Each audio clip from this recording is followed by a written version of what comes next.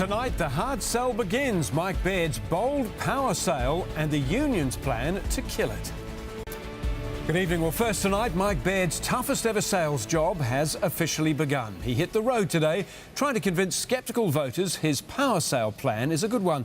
And he gave a little more detail on how this $20 billion asset windfall will be spent on infrastructure across the state. But the new Premier has a mammoth fight ahead, with 5 powerful unions banding together and intensifying their campaign to kill off the proposal.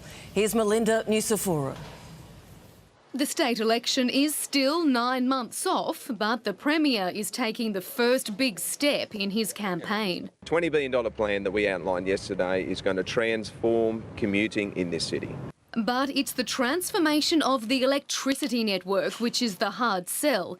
The government wants to privatise almost half of the state's poles and wires, a historically unpopular project. So the Premier spent today spruiking the sweetener, a high-frequency rail line from Bankstown to Rouse Hill with no timetables, trains every few minutes and a second harbour crossing.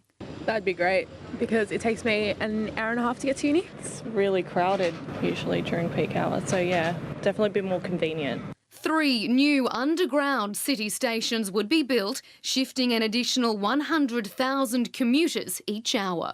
The government is also considering an additional station at Barangaroo. When the site's complete, it's expected 33,000 visitors will flock here every day. It's hoped most will arrive on public transport. But it's going to be a tough fight, with the unions vowing to intensify their campaign against the sell-off. The opposition says voters won't be fooled come election day. Mike Baird is simply putting up an infrastructure mirage to try and get this dud deal through. Melinda Nusafura, 10 Eyewitness News.